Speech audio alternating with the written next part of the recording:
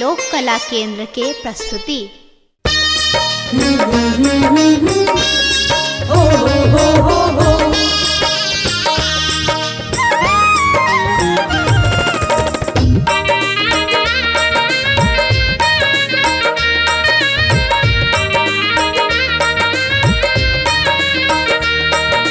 एखन अहाँ सुनि रहल छी लोक कला केंद्र के प्रस्तुति।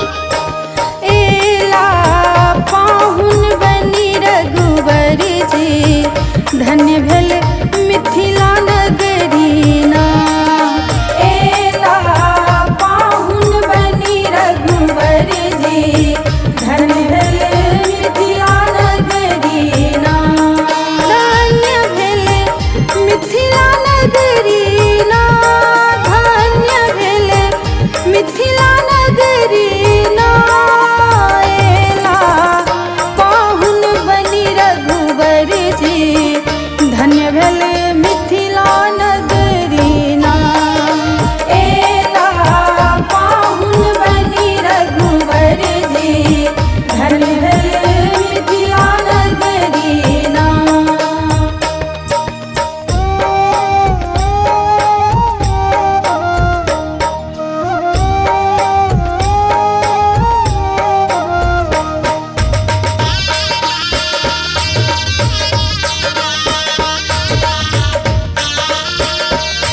लोक कला केंद्र के प्रस्तुति।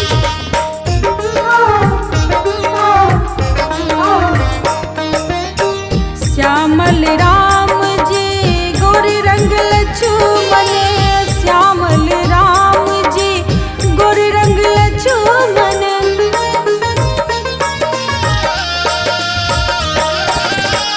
श्यामल राम जी गोरी रंग लक्ष्मण, श्यामल राम जी गोरे रंग लक्ष्मण। गोरे भरत शत्रुघ्न ना, गोरे भरत शत्रुघ्न ना। एला पाहुन बनी रघुवर जी, धन्य भेल मिथिला नगरीना। एला पाहुन बनी रघुवर जी, धन्य भेल मिथिला नगरीना।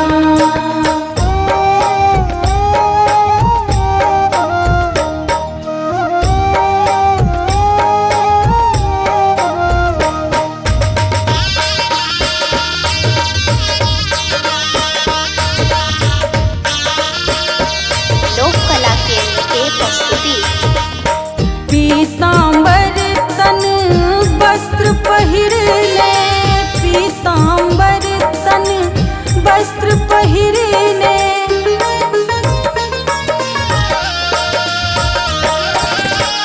पीताम्बर तन वस्त्र पहिरले, पीताम्बर तन वस्त्र पहिरले।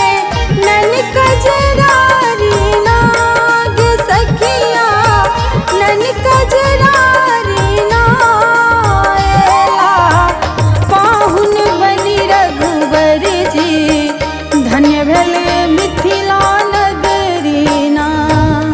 एला पाहुन बनी रघुवर जी, धन्य भेल मिथिला नगरीना।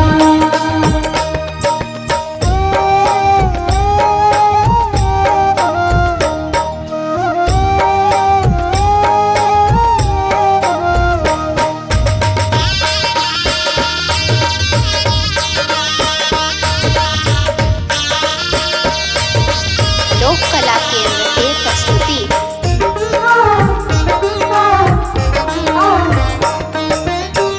दर्शन ले व्याकुल मिथिलानी, दर्शन ले व्याकुल मिथिलानी।